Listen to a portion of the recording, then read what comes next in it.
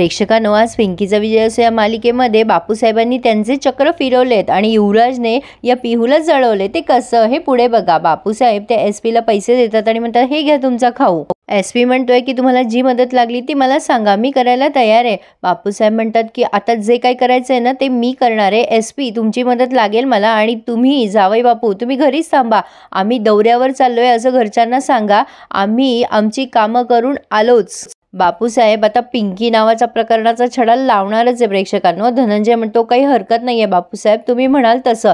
आणि आता यांचे सगळे प्लॅनिंग ठरलेले आहेत. तर बापूसाहेब ठरल्याप्रमाणे त्या दवाखान्यात जातात. तर आधी तो एसपी पोहोचतो. तो तिथे विचारपूस करायला लागतो त्या डॉक्टरांची. तेवढ्यात ते डॉक्टर येतात आणि म्हणतात, नमस्कार एसपी सर, मीच आहे इथला डॉक्टर. काही काम होतं का?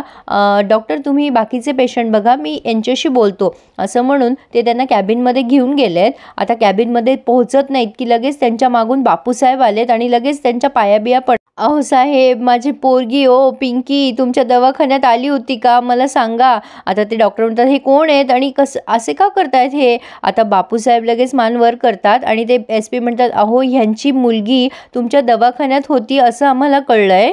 ते डॉक्टर म्हणतात, हे बघा तुम्हाला जे काय सांगायचे ते स्पष्ट सांगा, मला कळत नाही आहे नेमकं तुम्ही कोणाबद्दल बोलताय. मग ते एसपी म्हणतात, ह्यांची मुलगी पिंकी ती ना दरीत कोसळली होती आणि आम्हाला असं कळलंय काही ट्रॅकिंगचे लोक तिला इथे या दवाखान्यात घेऊन आले. हे बघा ही पोलीस चौकशी आहे आणि तुम्ही आम्हाला सपोर्ट कराल अशी आम्ही अपेक्षा करतोय. तेव्हा डॉक्टरांना आठवतं की पिंकी सरपंच, तिचा चेहरा विद्रूप झाला होता, ते सगळं त्यांना आठवलंय.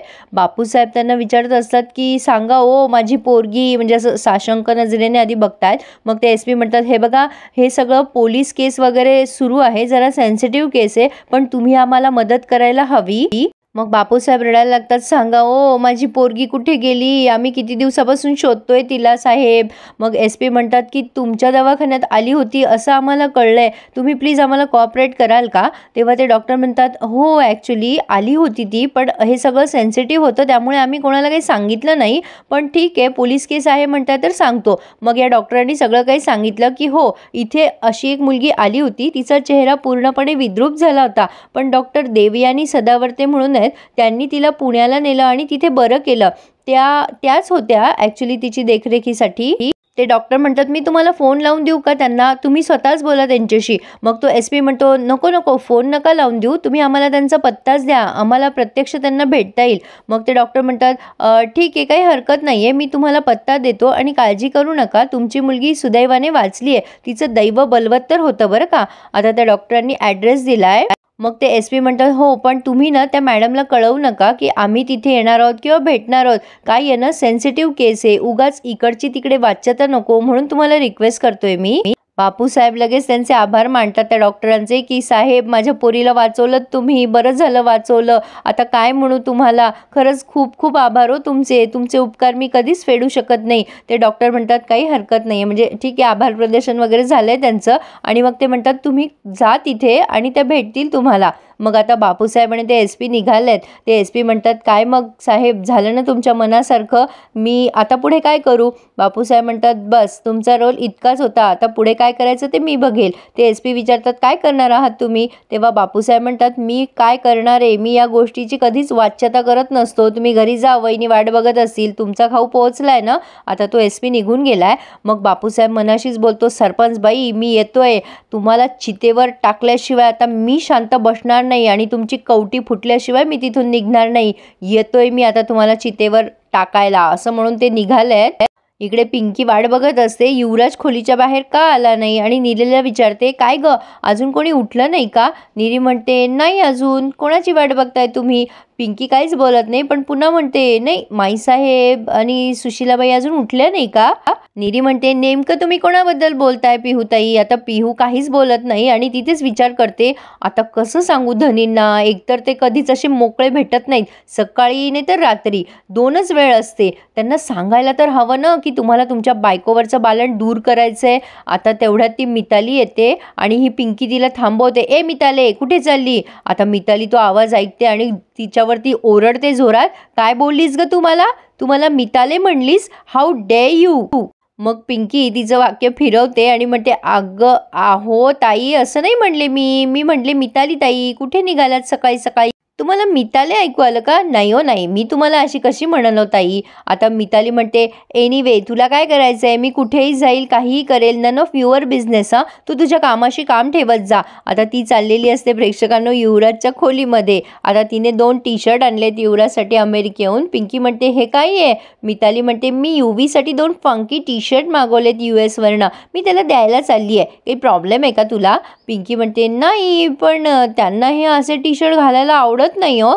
तेव्हा लगेच मिताली चिडते आणि म्हणते, ए तू मला शिकवू नकोस हं, त्याला काय आवडतं आणि काय नाही. मग पिंकी म्हणते, अहो नाही आवडणार धनींना. मग मिताली म्हणते, व्हॉट धनी?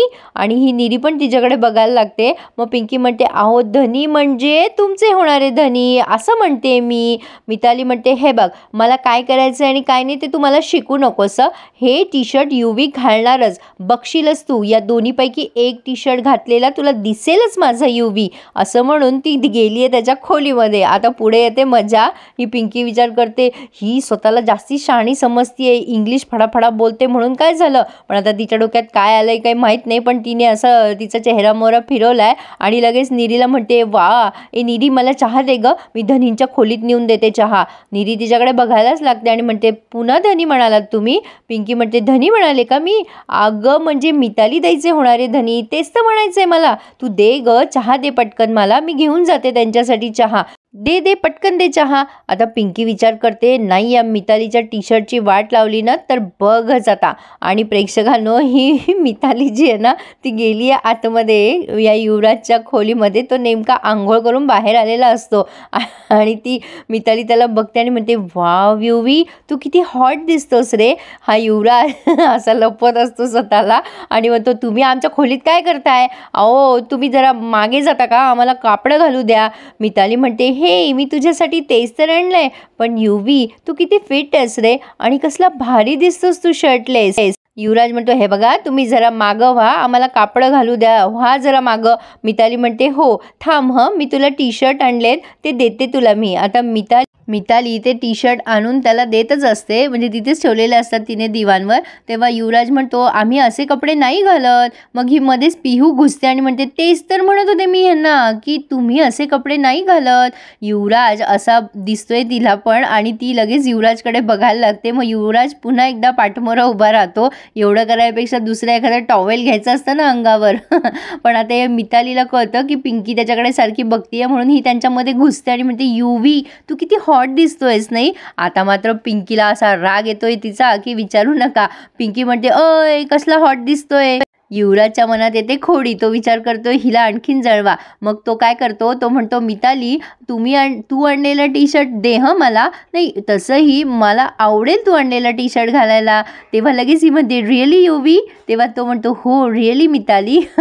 आणि ही पिंकी म्हणते मनातल्या मनात की मला पिहूबाई आणि हिला लागली मिताली. मी काय चाललंय काय धनींचं धनी, बस करा आता. पण हा लगेच म्हणतो, देतेस ना टी-शर्ट. मग लगेच पिहूच्या मनातही खोडी येते. ह्यांचे फक्त एक्सप्रेशन बघा तुम्ही प्रेक्षकांना, मजा आली आहे. मिताली म्हणते, हे बघ हा टी-शर्ट घाल तू. आता युवराज म्हणतो, तुम्ही घाला ना, म्हणजे तुम्ही मदत करा ना मला घालायला.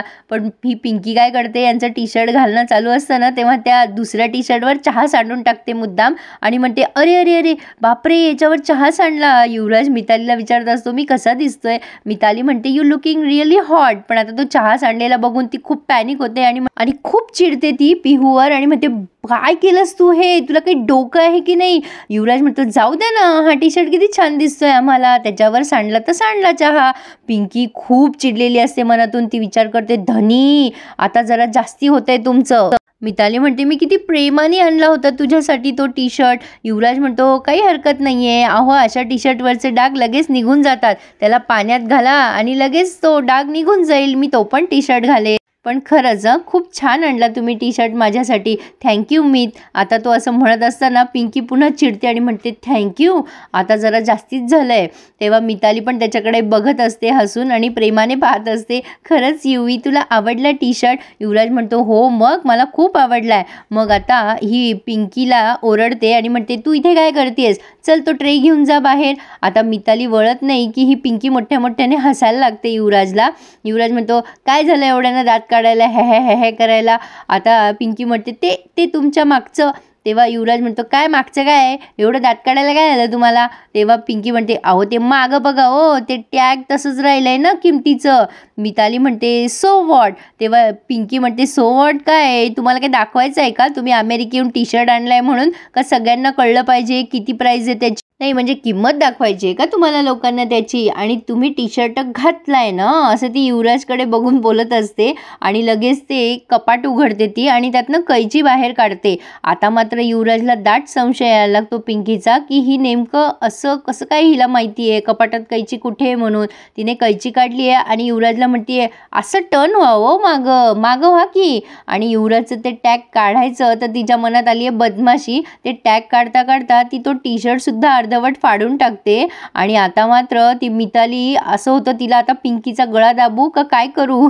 प्रेक्षकांनो तिने खरंच तो टी शर्ट पण फाडलाय त्याच्यासोबत. पण युवराजच्या मनात मात्र तेच सुरू असतं की ह्यांना कसं माहिती कैची कुठे ठेवलेली आहे. आता लगेच मिताली ते बघते आणि तिच्यावर एवढी ओरडते यू बावळट तुला काही कळतं की नाही अगो किती महागाचे टी शर्ट होते ते तू फाडलास तो शर्ट.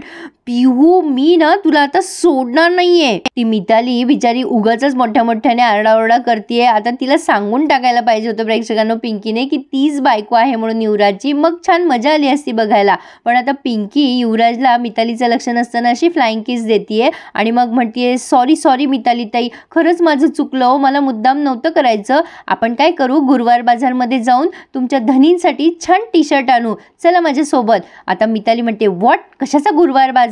पण युवराज मात्र विचार करायला लागला की ह्यांना माहिती कसं की कपाटात कैची कुठे ठेवलेली आहे. आणि प्रेक्षकांनो इथेच त्यांनी हा रिव्ह्यू पूर्ण केलाय. ही गंमत दाखवली आहे फक्त आज. पुढे आपण बघतोय त्या देवयानी म्हणतात हे बघ मी आडगावला पोहोचली आहे मी तुला पत्ता पाठवते तू पण तिथे पोहोच. पिंकी त्यांना हो असं म्हणते आणि बापूसाहेबांना कळते एका सिस्टरकडनं की पिंकी कुठल्या दवाखान्यात गेली होती. आणि आता युवराज मुद्दाम एक वेगळाच टी शर्ट म्हणजे त्या मितालीने आणलेला दुसरा टी शर्ट धुवून घालतो. त्यामुळे आता पिंकीचा जळफळाट शिगेला गेलेला असतो आणि त्यातनं तो तिला मित मित म्हणत असतो आणि मिताली सुद्धा त्याला प्रेमाने मिठी वगैरे मारते आणि म्हणते वाव युवी तू मला मित म्हणालास पण तुझ्या हेअरस्टाईलचं काहीतरी करूयात. आणि हे ऐकल्यानंतर मात्र पिंकी जोरात ओरडते आणि सुशीलाबाई आणि चित्रा दोघीच्या दोघी तिच्याकडे बघायला लागतात. प्रेक्षकांनो त्यांनी जास्ती न लांबवता आता पिंकी बापूसाहेबांना कशी एक्सपोज करते ते दाखवायला हवं नाही का. काय वाटतं तुम्हाला प्रेक्षकांनो मला नक्की कळवा आणि प्लीज सबस्क्राईब करायला आणि लाईक करायला विसरू नका. धन्यवाद.